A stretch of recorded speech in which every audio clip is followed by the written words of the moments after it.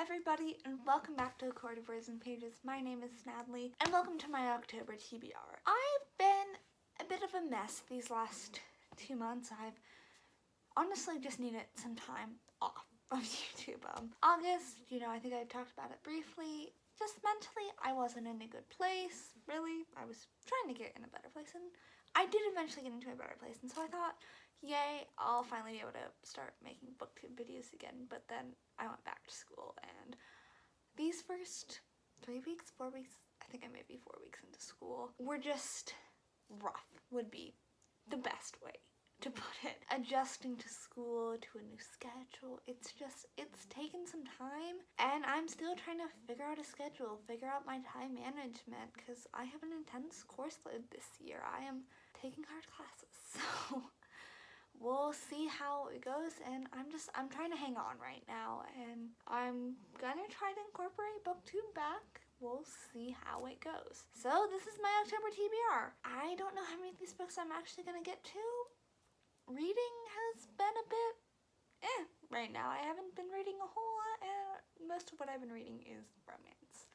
And that's just the reality of the case. But I have figured out in my mind, I'm reading a lot of romance because romances are quick, they're easy, they're just easy to read, And you know what else books are usually talked about being very easy to read, like fast-paced and fun and engaging, are thrillers. And it's October, it's spooky season, so I have put some thrillers on this TBR. Now, have I ever read a thriller? No, so we're trying it out. Part of the reason I kind of stayed away from that genre and just spooky stuff in general is because I am a grade A wimp. I can't handle anything remotely scary, and also I'm always terrified. I think it's more of a horror thing probably, but like gore. I am a squeamish person. I hate the thought of any type of gore, medical stuff, blood, not for me. So we'll see how it goes. I think I've picked 3 that shouldn't be too bad, so we'll just see how that goes. So, and then my classic for the month is still Dracula. I did not read a classic in September because of school, and that's okay. I gave myself off, and we're gonna read Dracula this month because, it's spooky season, so it still fits. I don't think this book really needs a whole lot of explanation, so I will be reading this. But the first book I will be reading this month is One by One by Ruth Ware. It is a thriller, and I am currently like 20 pages into this book. It's October 1st, and I have started this book nice and fresh. So from what I can gather, this book is basically about this tech company that goes on this like company trip to a snowy resort, and they get snowed in by an avalanche, and people start to die off, and they're trapped on the top of this mountain.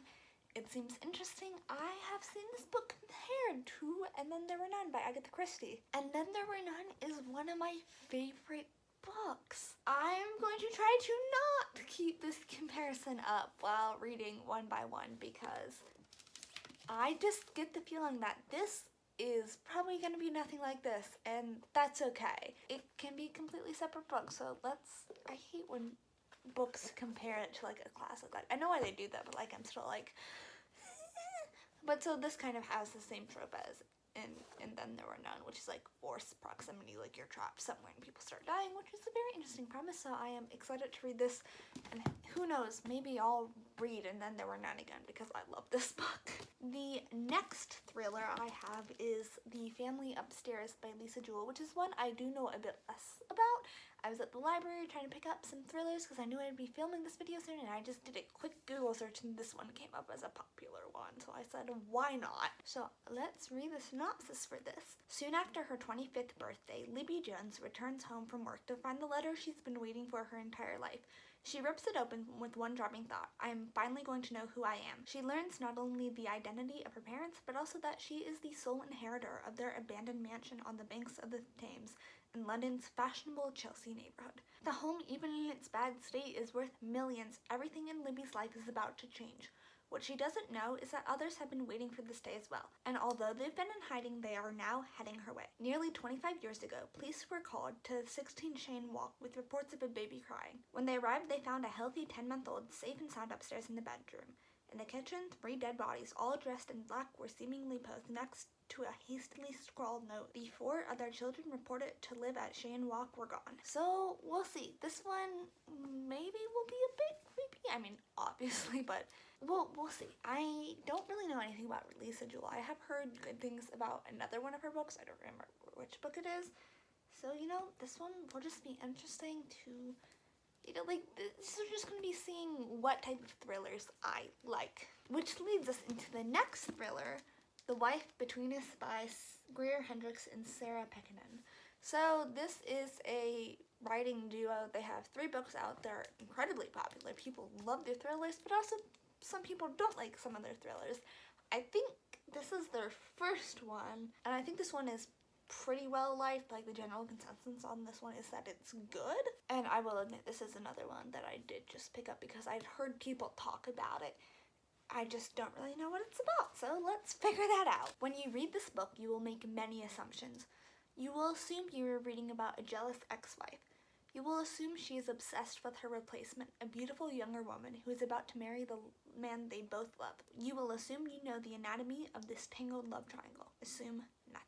So, you know, it's not a very detailed description, and that's always been something that intrigues me by this author duo's books, is their synopses are very vague, but they're always, like, intriguing, and I always read it and go, you know, that's kind of interesting.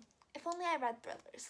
So, now I am reading thrillers, so we will see how this one goes. Okay, moving away from thrillers and into a bit of a genre I really don't read at all is nonfiction.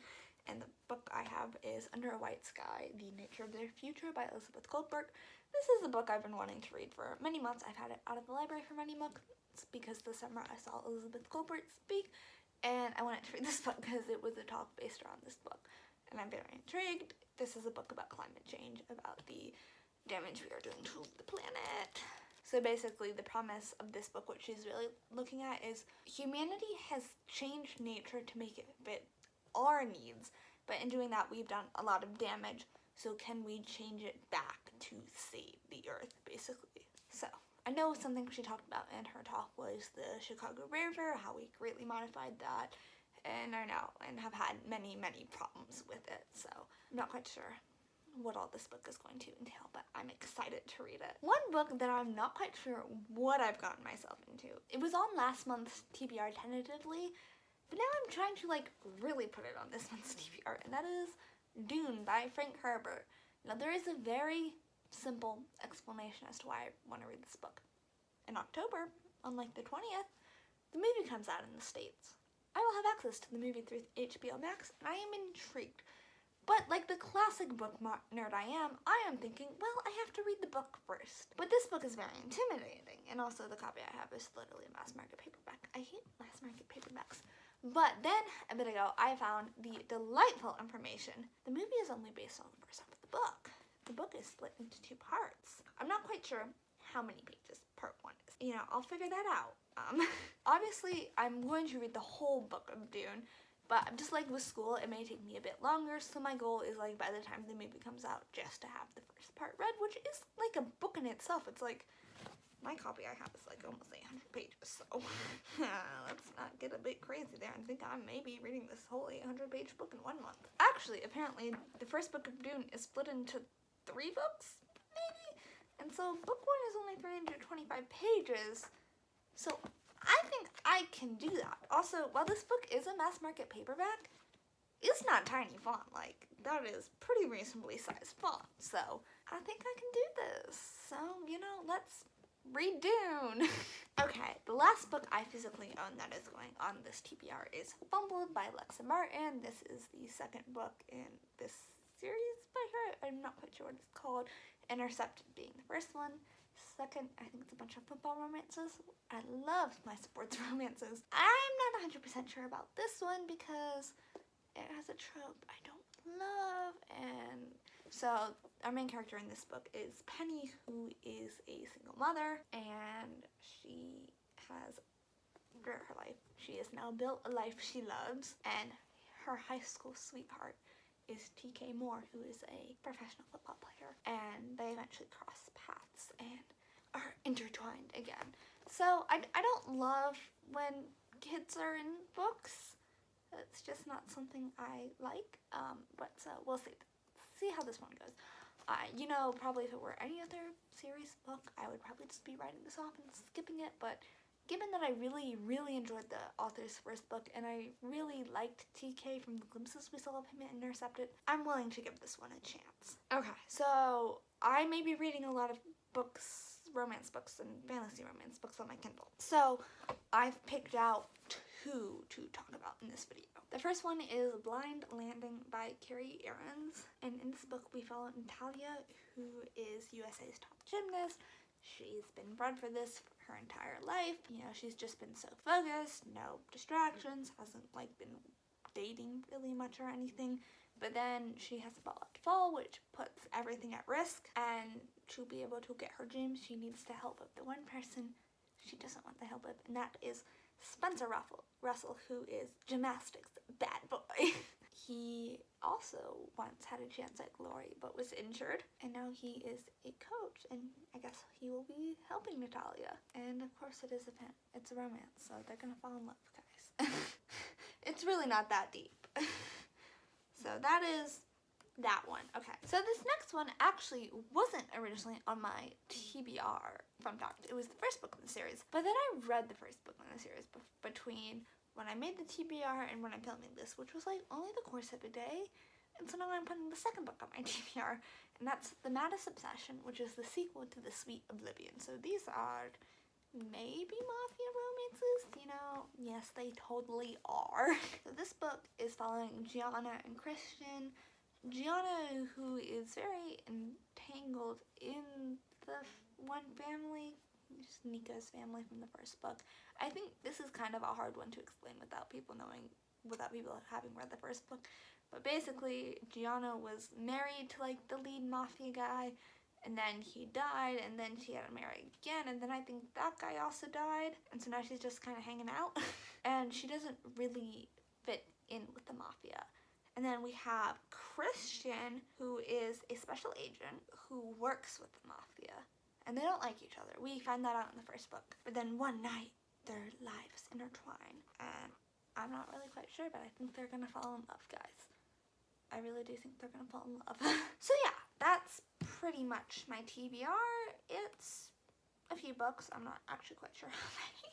I think there's about 8 books on this TBR, which I think is hopefully a manageable amount. If I get through these, I'll either look for more thrillers to read or read more romance books, or maybe try to read some of my fairy loot books, because I have a lot of fairy loot books that I have not read and I want to read them. Oh, I just remembered something else and this is something else I will do if I get through my TBR. I want to reread the Caraval series by Stephanie Garber, because Once Upon a Broken Heart, which is the first book in a spin-off Caraval series, to Caraval, just came out, but I want to reread the original Caraval series before I get to Once Upon a Broken Heart. I know I'm getting a copy of Once Upon a Broken Heart. I won't say where, because it's gonna be in a book box. So I don't want to spoil that for anyone who doesn't know. It's kind of obvious though. So, but I just don't know if I'll get access to a copy of it through like my library or anything beforehand. But so I'll either read more fairy loot books or start my reread of that series. I don't think it's going to be a long time it takes me to reread that series, because it's only 3 books. They're not long books and they're quick reads. So yeah, that's kind of my plan. So yes, that is my TBR. I am excited to read, hopefully.